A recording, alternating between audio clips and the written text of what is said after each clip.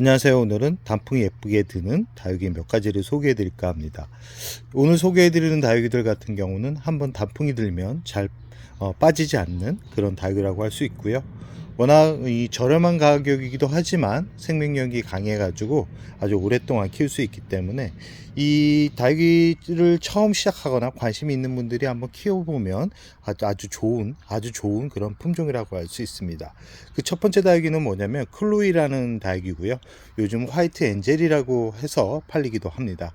이 클로이 같은 경우는 처음에 들어왔을 때는 멀로나 라우린제처럼 잎이 둥글고 긴 그런 특징을 보여줬는데 2년 정도를 키워보니까 이 단풍색이 멀로나 라우린제처럼 진하지는 않지만 이 뽀얀 백분 때문에 더 매력적으로 느껴지기까지 합니다. 클로이 같은 경우는 자구도 잘 태어나기 때문에 지금 영상을 보시면 지금 자연군생입니다. 지금 총 6두네요. 처음 구입할 때부터 6두였고요.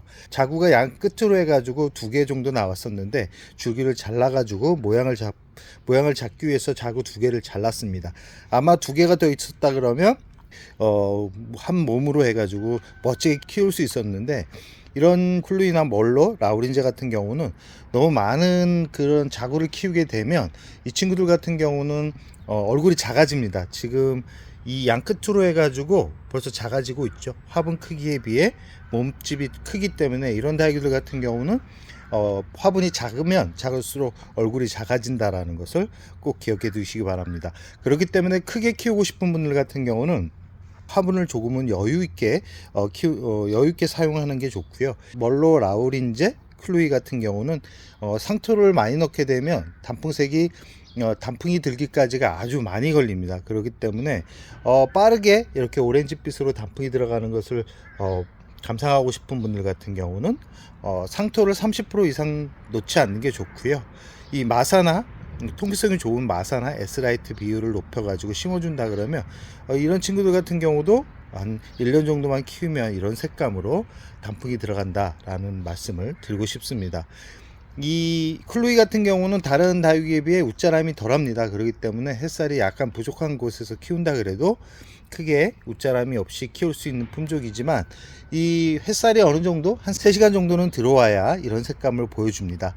그렇기 때문에 내가 키우고 있는 환경이 특히 11월 이후부터 햇살이 부족하다 그러면 지금 구입하기보다는 봄에 구입을 해가지고 가을까지 햇살을 보여주면서 어느 정도 얘네 뿌리가 적응할 수 있는 환경을 만들어 준다 그러면 겨울에도 햇살이 약간 부족해도 잘 자라는 그런 품종이기 때문에 한번 관심을 가져보는 것도 좋을 것 같습니다.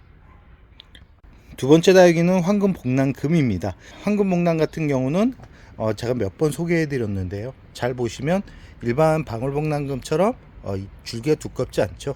이 방울복랑금의 특징인데 이 얼굴을 잘 보시면 펜덱스라는 그런 품종과 약간 비슷하게 생겼습니다.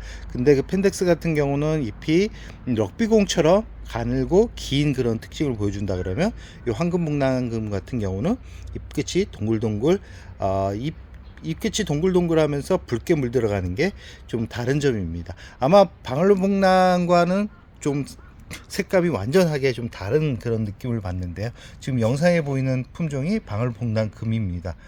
이 느낌이 완전 다르죠. 같은 방울복랑에 들어가지만 황금복랑 같은 경우는 줄기가 좀 가늘어서 그렇지 키울수록 이 잎끝이 붉게 물들어가는 그런 특징이 있기 때문에 키워볼 만한 다육이라고 할 수 있습니다. 이 황금복랑금 같은 경우는 물을 아주 좋아하는 품종인데 이 햇살이 부족하면 줄기가 좀 길게 자라기 때문에 줄기가 약해집니다. 줄기가 약해지기 때문에 이런 다육이들 같은 경우는 햇살을 충분하게 보여주면서 성장을 시키는 게 좋은데 그늘진 곳에서도 성장하지 않는 것은 아닙니다. 그러나 예쁘게 키울 수 없다는 게 좀 단점이긴 하지만 한 1, 2년 정도 이 물을 조금은 부족하게 주면서 성장을 시킨다 그러면 이 황금복랑금 같은 경우는 아마 줄기가 빠른 성장은 보이지 않지만 잎끝이 붉게 물들어가는 정도까지는 키울 수 있을 거라고 생각을 합니다.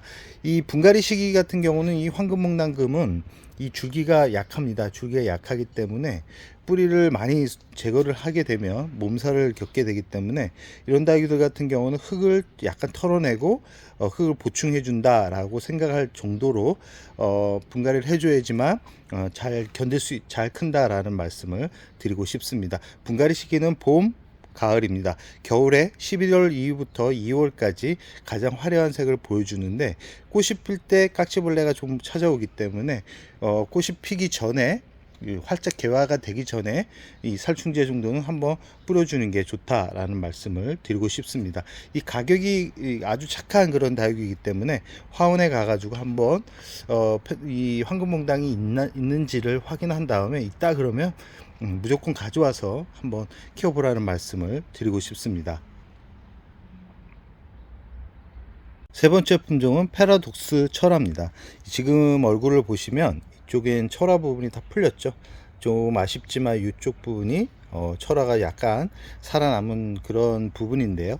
이 패러독스 철화 같은 경우는 시간이 지나면 이렇게 얼굴이 하나하나 다 풀립니다.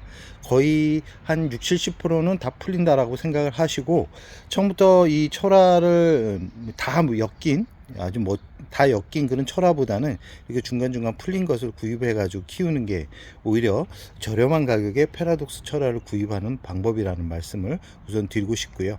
이 패러독스 철화 같은 경우는 잎이 전체가 붉게 물들어가는 그런 다육이고, 분갈이 시기가 오면 잎이 많이 마릅니다. 그래서 줄기 주변으로 잎이 많이 말라가는 그런 성질을 가지고 있기 때문에 이 패러독스 철화 같은 경우는 그런 모습이 보일 때 분갈이만 잘 해준다 그러면 얘네들도 참 오랫동안 키울 수 있는 그런 품종이라고 할 수 있습니다. 제가 지금 이 패러독스 철화 같은 경우는 대략 한 3년 정도 키우고 있고요. 생각보다 많이 크지 않죠. 이 패러독스 같은 경우는 아까 클로이처럼 이 화분을 크게 쓸수록 크게 성장을 합니다. 그러나 저 같은 경우는 이 진한 와인빛 이 단풍색을 보기 위해서 화분을 좀 작게 썼습니다. 그래서 생각보다 많이 크지는 않았지만 그래도 중간중간에 이렇게 얼굴이 짱짱하게 이 가을을 준비하고 있는 모습이 참 예쁩니다. 아직 11월이 되지 않았는데도 이렇게 와인빛 색감으로 진하게 단풍이 들어가고 있는데요. 이렇게 단풍이 들어간다라는 것은 화분에 뿌리가 가득 차 있다라는 거기 때문에 이 좋아할 것만은 아닙니다. 그래서 이렇게 진한 색감을 봤다 그러면 그 다음 성장기에는 꼭 분갈이를 해서 뿌리가 고사되는 것을 예방하는 게 좋다라는 말씀을 드리고 싶습니다.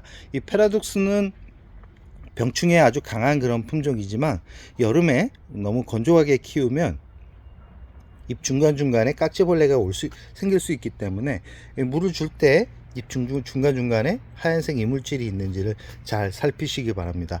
이물질이 있다 그러면 약을 쳐주는 것도 좋지만 요지나 아니면 핀셋 같은 걸로 제거를 해주는 것도 괜찮습니다. 아니면 물티슈 같은 걸로 닦아줘도 괜찮으니까 굳이 약을 쓰는 거에 대한 부담감이 있다 그러면 굳이 독하게 약을 칠 필요성은 없다라는 말씀을 우선 드리고 싶습니다. 이 패러독스 참 예쁜 그런 품종입니다.